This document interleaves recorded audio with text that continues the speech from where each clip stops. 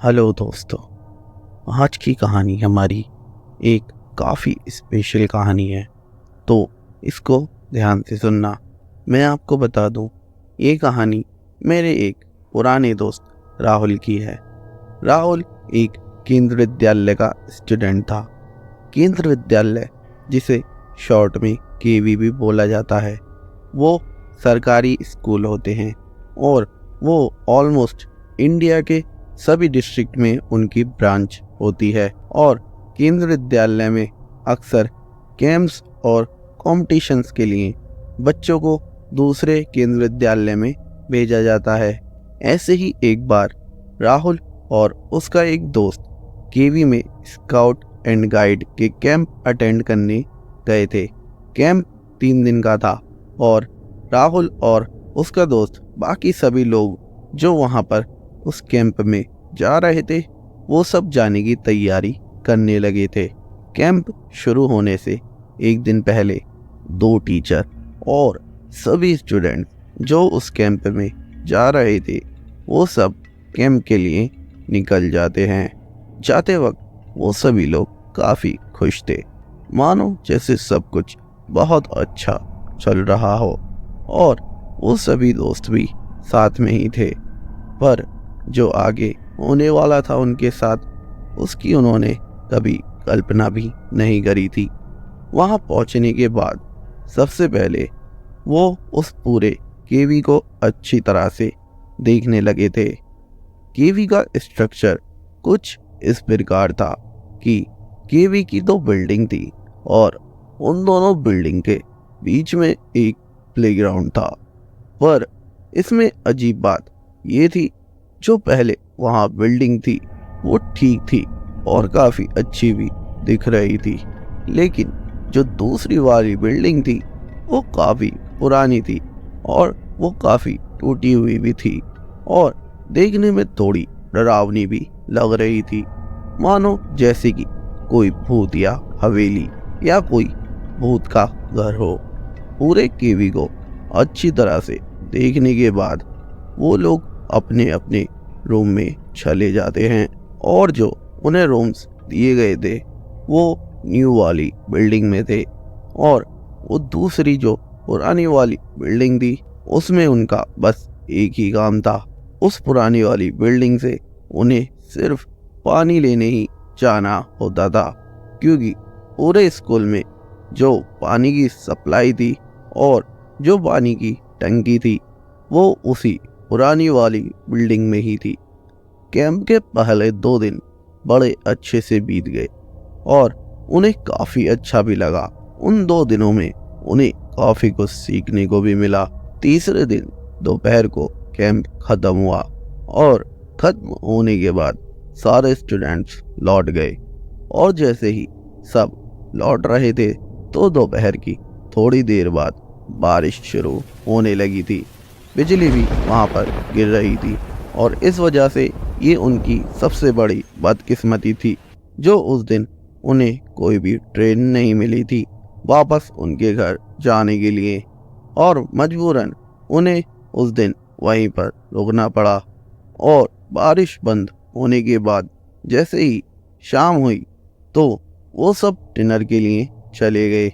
Dinner करने के बाद राहुल का एक दोस्त शुभम पानी लेने के लिए उस पुरानी वाली बिल्डिंग में चला जाता है, लेकिन मैंने जैसे आपको पहले ही बताया है वो बिल्डिंग काफ़ी ज़्यादा पुरानी थी, तो उस बिल्डिंग में लाइट्स वगैरह बहुत कम थी, बिल्कुल ना के बराबर। और जहाँ से वो लोग पानी लाते थे वो टंकी फर्स्ट फ्लोर पर थी और वहाँ थोड़ा अंधेरा भी था। जब शुभम को गए हुए काफ़ी देर हो गई थी तो सब कुछ चिंता होने लगी कि वो आखिरकार अब तक आया क्यों नहीं है।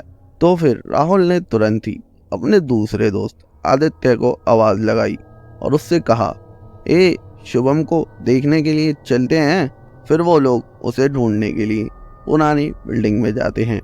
राहुल आगे आगे चल रहा था और आदित्य उसके पीछे, और आदित्य से वो बात भी कर रहा था शुभम के बारे में कि वो आखिरकार आया क्यों नहीं है और पानी लाने में कभी उसे इतना टाइम तो लगता नहीं था। लेकिन आदित्य उसकी बात का कोई रिप्लाई नहीं कर रहा था, बस चुपचाप उसके पीछे चल रहा था। और जैसे ही वो दोनों वहां उस पुरानी बिल्डिंग में पहुंचे तो राहुल ने आदित्य से कहा कि तू ग्राउंड फ्लोर पर चेक कर और मैं फर्स्ट फ्लोर पर चेक करता हूँ। लेकिन राहुल की बात का आदित्य ने फिर से कोई भी रिप्लाई नहीं किया था। और फिर राहुल जब पीछे मुड़ के देखा तो उसके पीछे कोई भी नहीं था, वहां पर सिर्फ राहुल ही था। राहुल एकदम पूरी तरह से चौंक गया और बहुत ही ज़्यादा डर भी गया, क्योंकि वहां पर बहुत ज़्यादा अंधेरा था। और राहुल वहां से तुरंत ही डर के मारे भाग के वापस चला गया। वापस आके वो आदित्य को मिला और वहां पर वो उसे डांटने लगा था कि तू मुझे क्यों वहां पर अकेला छोड़ आया। लेकिन वहां पर कुछ शॉकिंग चीज हुई। आदित्य ने उससे बोला कि मुझे तो पता ही नहीं है, मैं तो तेरे साथ गया भी नहीं हूँ, मैं तो बहुत देर से यहीं पर हूँ, तू चाहे तो यहाँ पर किसी से भी पूछ सकता है।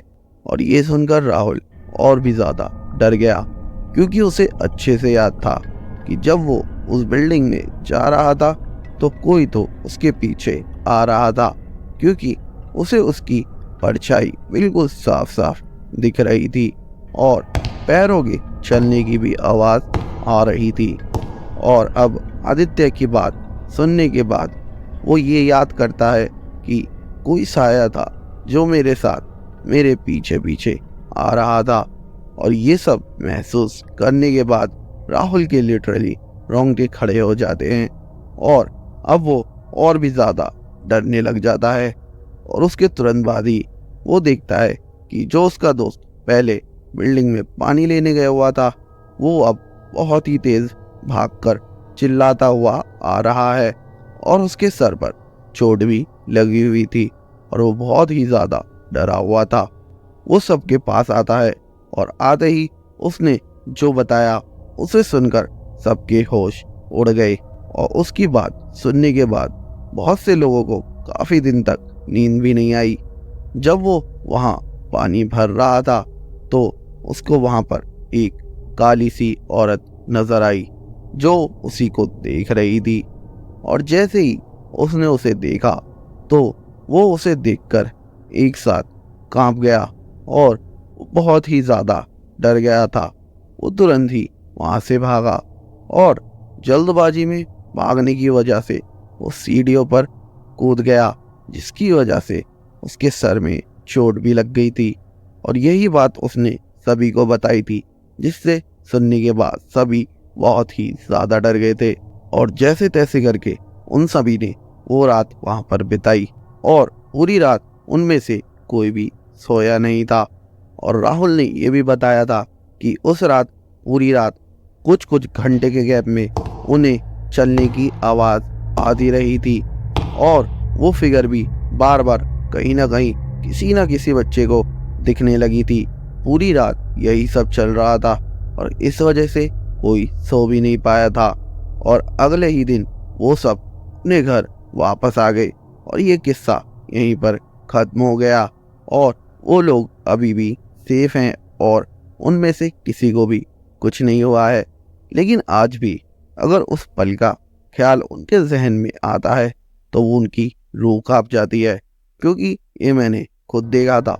मेरा दोस्त बहुत ही ज़्यादा अनकंफर्टेबल हो गया था जब उसने मुझे इस बारे में बताया था। लिटरली वो ऑलमोस्ट डरने ही लगा था। लेकिन अब उस बात को काफ़ी टाइम हो चुका है और वो अब मूव ऑन भी कर गया है और वो बस उस बात को बिल्कुल भी याद नहीं करना चाहता।